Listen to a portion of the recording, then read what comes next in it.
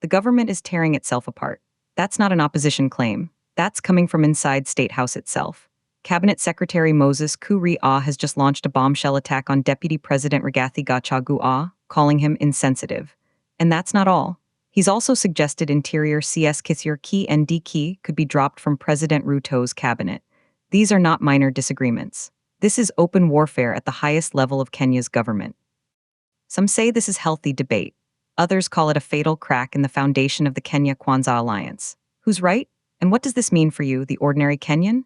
We're going deep on this explosive story for the next 12 minutes. To understand why these comments are a political earthquake, you need to understand the fragile coalition that brought President William Ruto to power. The Kenya-Kwanzaa alliance was never a single, unified party. It was a marriage of convenience. A coalition of parties and communities, each with its own powerful leaders and expectations. On one side, you have President Ruto's United Democratic Alliance, or UDA, with its stronghold in the Rift Valley. On another, you have Deputy President Rigathi Gachagua, representing a significant portion of the Mount Kenya vote.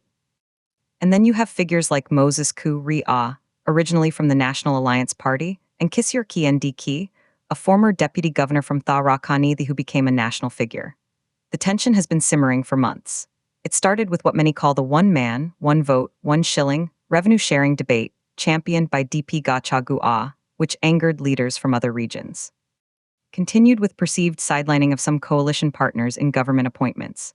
The public sniping began with subtle jabs and speeches, but Moses Kuria's latest comments have taken it to a whole new, dangerously public level. This isn't just gossip.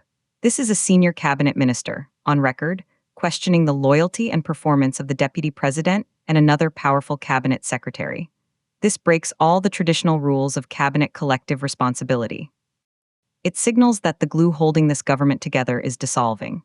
And it sets the stage for a major political realignment, with your taxes, your security, and your economic future hanging in the balance. So, let's break down the first perspective, the side that sees Moses Kuria's outburst as a necessary, if brutal, truth-telling. Supporters of this view argue that Kuria is simply saying what many in government are thinking but are too afraid to say. They point to Deputy President Gachagua's consistent focus on Mount Kenya issues. Proponents argue this regional focus is alienating other parts of the Kenya-Kwanzaa coalition. They say a deputy president must be a unifying figure for the entire nation, not just his backyard. Kuria's charge of insensitivity hits directly at this perceived parochialism. But here's where it gets interesting. The bigger bombshell was about Interior Cabinet Secretary Kithure Kindiki. Kuria didn't just criticize him, he suggested Kindiki's position is not secure.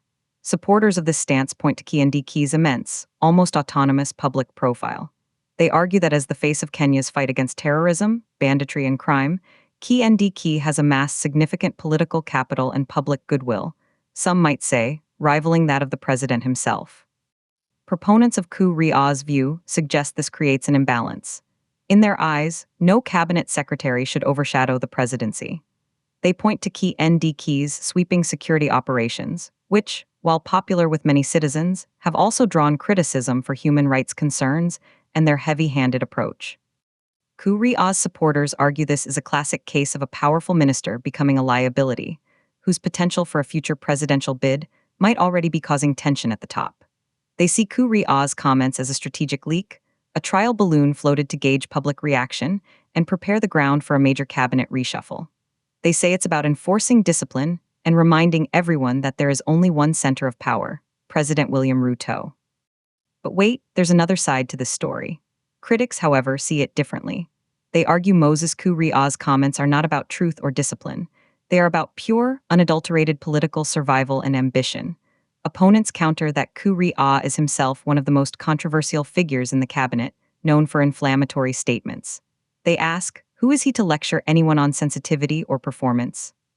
Skeptics point out that Kuria's own ministry has faced its share of scrutiny. So, why lash out now? The other side argues this is a deliberate, calculated distraction. Kenya is grappling with a severe cost of living crisis, a depreciating shilling, and heavy taxation. Critics say this public infighting is a smokescreen to divert public attention from the government's economic struggles. By having ministers fight each other in the media, the real issues, the price of unga, fuel, and school fees, get pushed off the front pages. But not everyone agrees this is just a distraction. Some see it as a sign of deep panic. The opposition, led by Raila Odinga, has been regrouping. Public frustration is growing. Critics of Kuria's stance argue that this public airing of dirty laundry shows a government that is starting to crack under pressure, turning on itself instead of uniting to solve national problems. And let's talk about the target, Kithir Ki Ndiki. Opponents of Kuria's view see the attack on Ki Ndiki as particularly dangerous and misguided. They argue that in the face of genuine security threats in the North Rift and the coast, the last thing Kenya needs is speculation about removing its most visible, and in many quarters, popular security czar. They counter that undermining Ki Ndiki undermines the morale of our security forces and sends a signal of instability to investors and terrorists alike. Furthermore, critics ask, if Ki Ndiki is dropped, what does that say about the president's judgment? He appointed him, he has consistently backed him. Removing him now would be an admission of failure. This side argues Kuria is playing a reckless game, destabilizing the government for his own narrow gains and risking the country's security in the process. So who's right? Let's look at the evidence. Let's step back from the heated rhetoric and look at the cold, hard numbers and recent history. The data suggests that public infighting within a ruling coalition is almost always a leading indicator of political decline. Look at the final years of the previous Jubilee administration. The very public fallout between President Uhuru Kenyatta and his then deputy, William Ruto, paralyzed government and directly led to the formation of the Kenya Kwanza Alliance. History is repeating itself, just with different actors. Expert analysis from political risk firms often notes that when senior officials begin public attacks, it usually means private negotiations have broken down. It's a sign that internal mechanisms for resolving disputes have failed. Looking at the evidence of recent by-elections and opinion polls, there is a measurable dip in cohesion within the Kenya Kwanza base. The 1 shilling debate, for instance, wasn't just talk. It created quantifiable resentment in regions like Western and Lower Eastern, who felt their share of national revenue was under threat. Internationally, comparisons are stark. In more stable democracies, such a public attack by a cabinet member on the deputy president would almost certainly lead to a resignation or immediate dismissal. The fact that Moses Kuria remains in his post is, in itself, a powerful piece of evidence. It suggests either that his views have tacit support from powerful quarters, or that the presidency is too weak or too divided to enforce discipline. Experts note that the ambiguity, the lack of an immediate, forceful rebuke from State House, is more damaging than Kuria's original comments. It creates a vacuum of authority that every political actor will now try to fill. The reality is more complex than either side admits. This isn't just about Kuria versus Gachagua or Ki Ndiki. This is about the fundamental instability of a coalition government that was built to win an election, not necessarily to govern. What most people miss is that this public spat is a symptom, not the disease. The disease is the absence of a shared, unifying national vision beyond the acquisition of power. The Kenya Kwanza Alliance conquered State House, but it never truly forged a common philosophy for running the country. The uncomfortable truth is that both sides have a point, but both are also acting in self-interest.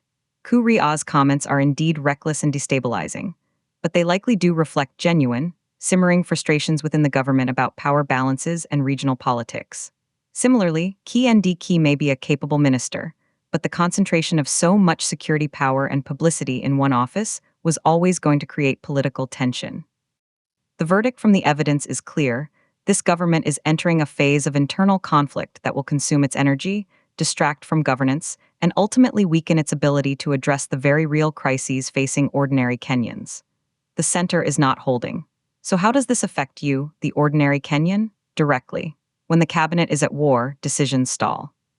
Projects that need multi-ministry coordination, like infrastructure, agriculture subsidies, or cross-county security operations, get bogged down in political rivalry. The focus shifts from service delivery to political maneuvering. Your security could be impacted if command structures are questioned. Your economic prospects are impacted when investors see a divided government and decide to wait on the sidelines, freezing job creation. Your taxes pay the salaries of these officials while they publicly fight instead of working. What to watch for next is very simple. First, watch President Ruto's next move. A strong rebuke or a reshuffle will signal he's retaking control. Silence will signal weakness and encourage more chaos. Second, watch the body language and speeches of other powerful cabinet members and MPs, Who will rally behind Gachagua? Who will quietly support Kuria? Third, and most importantly, watch the opposition. They will exploit every crack, meaning the government's legislative agenda could face even more obstruction in Parliament. The next few weeks will define whether this administration can recover or if it has begun an irreversible slide into internal paralysis. So we're left with a central debate. Is this public fighting a necessary shakeup or a fatal crackup? Now I want to hear from you. Are you Team Kuria, believing he's telling hard truths? Or are you with his critics, seeing this as reckless ambition? Drop a comment below. Write 1 for Team Necessary Shakeup or 2 for Team Reckless Crackup. Let's get this debate going. Share this with someone who needs to see both sides of this story. For deep, unbiased analysis on what happens next in Kenyan politics, make sure you subscribe to Kenya News Update today for more breaking news.